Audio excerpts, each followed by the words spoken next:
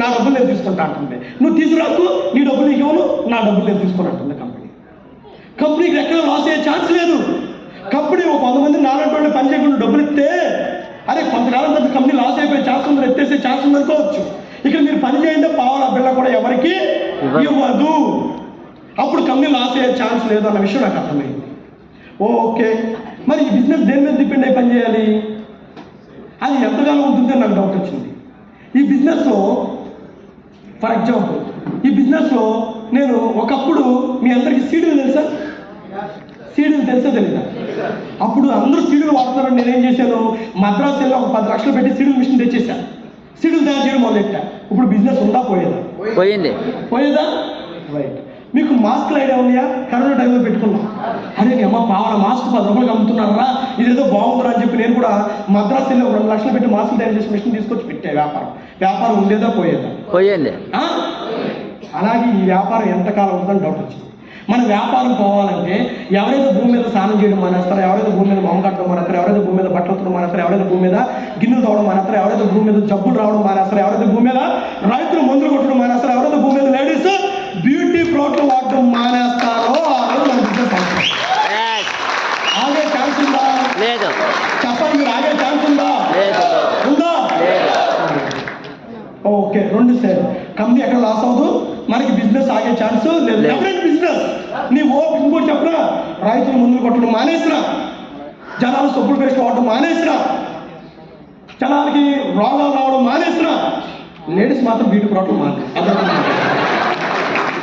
అది మాత్రం మన వ్యాపారం దండిగా జరుగుతుంది. 3వ క్వశ్చన్, ఈ వ్యాపారం దేని మీద డిపెండ్ అయి పనిచేస్తుంది? జనాల మీద డిపెండ్ అయి పనిచేస్తుంది. మన భారతదేశంలో పదవులు ఏంటి? నీ ఓపిక 145 కోట్ల మంది జనాభా, వెస్ట్లో 2 కోట్ల మంది యాక్టివ్గా ఉన్నారు, ఇంకా 143 కోట్ల మంది జనాభా ఉన్నారు. నీ ఓపిక ఈలోపు పుట్టడు పుడతాడు పోయిడిపోతాడు, పుట్టడు పుడతాడు పోయిడిపోతాడు, పుట్టడు పుడతాడు పోయిడిపోతాడు. మనకి బిజినెస్ ఆగే ఛాన్స్ ఉందా? ఉందా? ఎవరైనా బిజినెస్ చాలా మంది చెప్తుంటారు, సార్ నేను అందరికీ చెప్పాను సార్, ఎవరు ఇంట్లేదు సార్. ఏంటి అందరూ చెప్పేసావా? మీ ఊళ్ళో ఉన్న అందరికీ చెప్పేసావా? లేదు. 10 మందికి చెప్తాడు ఎవరు? నువ్వు అందరికీ చెప్పేసావా? మీ మండలంలో ఉన్న అందరికీ చెప్పేసావా? మున్సిపాలిటీలో అందరికీ చెప్పేసావా? రాజమండ్రిలో ఉన్న అందరికీ చెప్పేసావా? ఆంధ్రప్రదేశ్లో ఉన్న అందరికీ చెప్పేసావా? భారతదేశంలో ఉన్న అందరికీ చెప్పేసావా? చెప్ప నలుగురు చెప్తూ ఆడనుకునేది నిజమనుకుని మనం మానేస్తాం. నువ్వు 100 మంది దగ్గరికి వెళ్ళు, ఒక్కడు 2 జాయిన్ అయిపోతే అప్పుడు అన్నాడు. కానీ మనం నలుగురు సన్నాసులు కలుపుతాము, ఆ సన్నాసులు వాడేసరికి బిజినెస్ అంతా నువ్వు అనుకుంటాం. ఒక నిజం ఎప్పటికీ 4 అబద్ధం అన్నంత మాత్రం అది అబద్ధం కాదు. నీకు అర్థం కాలేదా? 4-5 వీడియోలు కట్టిండావు, ఇంకా తెలియలేదా? నీ సీనియర్ దగ్గర కూర్చొని తెలుసుకో. అంతేగాని వెస్టేజ్ చిన్న అవకాశాన్ని వదిలేస్తే రేపు బాధపడేది నువ్వే. నాకు నేను ఒక విషయం చెప్తాను, బాగా గుర్తుపెట్టుకోండి. ఈ రోజు నువ్వు వెస్టేజ్లో జాయిన్ అవ్వలేదు అనుకోండి, నీకు చెప్తున్నావు, నువ్వు జాయిన్ అవ్వలేదు అనుకోండి, వేరే జాయిన్ చేయించుకుంటావు. నువ్వు జాయిన్ అయితే నీకు డబ్బు ఇప్పిస్తావు, నువ్వు జాయిన్ అయిపోతే ఇంకోటి డబ్బు ఇప్పిస్తావు, నువ్వు జాయిన్ అయితే నీకు కారు ఇప్పిస్తావు, నువ్వు జాయిన్ అయిపోతే ఇంకోటి కారు ఇప్పిస్తావు, నీకు జాయిన్ అయితే నీకు మంచి లైఫ్ ఇప్పిస్తావు, నువ్వు జాయిన్ అయిపోతే ఇంకోటి మంచి లైఫ్ ఇస్తావు. మీరున్నా మేము ఎస్టేట్ చేస్తాం, మీరు లేకపోయినా మేము ఎస్టేట్ చేస్తాం. మీరు అనుకుంటున్నారు చాలామంది ఇక్కడ తెలుగా అంటే చాలామంది అతి తెలుగు గారు కొంతమంది ఉంటారు, స్టేజ్ మీద ఎక్కి చంద్రు గారు ఈ మాటలన్నీ చెప్తుంది ఆయన డబ్బులు సంపాదించుకుంటేగా, ఓరి అమ్మ నేను సంపాదించుకోవడం గురించి పక్కన పెట్టి ఏడుపెట్టి ఎడరా బాబు అని చెప్తున్నాను. నువ్వేంటనేది ఆలోచించుకో. నువ్వు నేనేదో సంపాదించుకుంటే ఆలోచన ఉంది, మనకి దీంట్లో లైఫ్ ఉందా లేదా, దీంట్లో ఫ్యూచర్ ఉందా లేదా అని మమ్మల్ని నమ్ముకుని మాతో పనిచేయి. నీకు డబ్బు ఎందుకు ఇచ్చివో చూపిస్తాం. అలా అనుకున్న వ్యక్తిని 1,42,000 వచ్చిన నాకు ఈ బిజినెస్ని సీరియస్గా పనిచేసుకుంటూ వెళ్ళడం వల్ల నా లాస్ట్ మంత్ ఇన్కమ్ 6,40,000 6,40,000. ఇదే నా క్యాప్చర్, ఇదే నా క్యాప్చర్. థ్యాంక్ యూ 6,40,000 నెలకి. Open challenge. మీ ఊర్లో కానీ, మీ జిల్లాలో కానీ, మీ రాష్ట్రంలో కానీ, మీ ఏరియాలో కానీ, మీ జిల్లాలో కానీ, మీ ఏరియాలో కానీ పెట్టుబడి లేకుండా, రిస్క్ లేకుండా, చౌతో సంబంధం లేకుండా నెలకి 6,40,000 సంపాదించడం అందరూ చూపించింది. చౌతో సంబంధం లేకుండా, డబ్బుతో సంబంధం లేకుండా, పెట్టుబడితో సంబంధం లేకుండా, ఏరియాతో సంబంధం లేకుండా మీ ఊర్లో ఉంటూ నెలకి 6,40,000 40,000 రూపాయలు సంపాదించే వాళ్ళు ఎంతమంది ఉన్నారో చూపించండి. మీకు దొరకరు. ఒకవేళ దొరికాడు అంటే అది వెస్ట్లో ఉన్న లీడర్లు మాత్రమే దొరుకుతారు. నా ఇష్టం 6,40,000.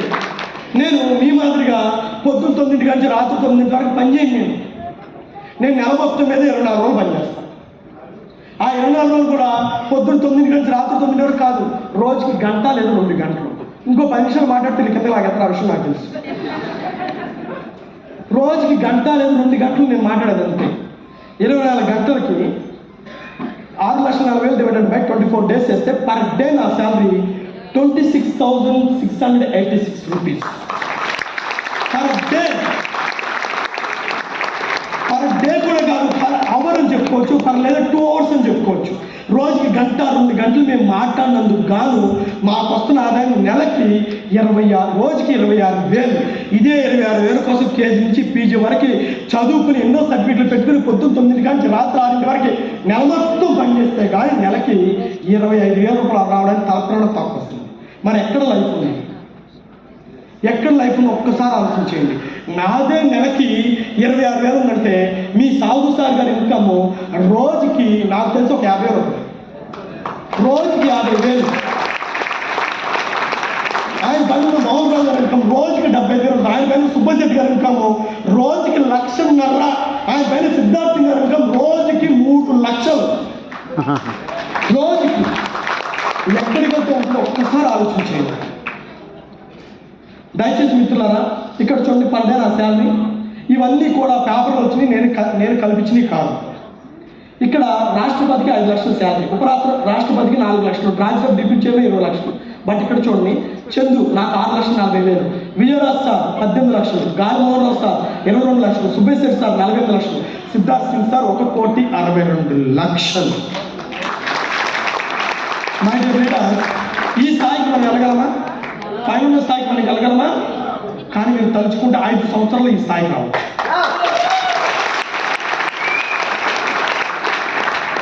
ఇలాంటి ఇంట్లో ఉన్న నేను ఈ బిజినెస్ రాగానే మా ఊరిలో ఒక 4 లక్షలు పెట్టి మంచి ఇల్లు కట్టుకున్నానండి. మీరు ఎవరైనా సరే మా ఊరు రావచ్చు. సో మంచి ఇల్లు కట్టుకున్నాను 4 లక్షలు పెట్టి. సో ఇప్పుడు మా ఊరిలో అంతకుముందు మాకున్న ఇల్లు మా ఊరిలో ఎవరికలేదు, ఇప్పుడు మాకున్న ఇల్లు మా ఏరియాలో ఎవరికలేదు. అంత మంచి ఇల్లు కేవలం వెస్టేజ్ డబ్బులతో జాయిన్ అయిన సంవత్సరానికే ఒక మంచి ఇల్లు కట్టుకోవడం జరిగింది. అలాగే మొన్న మచిలీపట్నంలో జాయిన్ అయిన 2.5 years తర్వాత డిమార్ట్ దగ్గర ఒక 20 లక్షలు పెట్టి ఒక స్థలం కొరకు చుట్టూరు గోడ కట్టడం జరిగింది. అది ఇప్పుడు 40 లక్షల దాకా అయింది. సో ఇది కేవలం వెస్టేజ్ డబ్బులతోనే కొనుక్కున్నాను. సరైన ఇల్లు లేని నేను, సరైన స్థలం లేని నేను ఈరోజు వెస్టేజ్ ద్వారా ఒక మంచి ఇల్లు కట్టుకున్నాను మా ఊరిలో. అలాగే వెస్టేజ్ ద్వారా 20 లక్షలు పెట్టి ఒక మంచి స్థలం కొనుక్కున్నాను. 40 లక్షలు అయింది. అలాగే మొన్న రీసెంట్గా మా ఇంటి వెనకాలే ఒక స్థలం 12 సెంట్లు స్థలం 22 లక్షలకి ఆన్ ది స్పాట్లో డబ్బులు ఇచ్చి కొనేసాను. కలిసి వస్తుందని. సరే నేను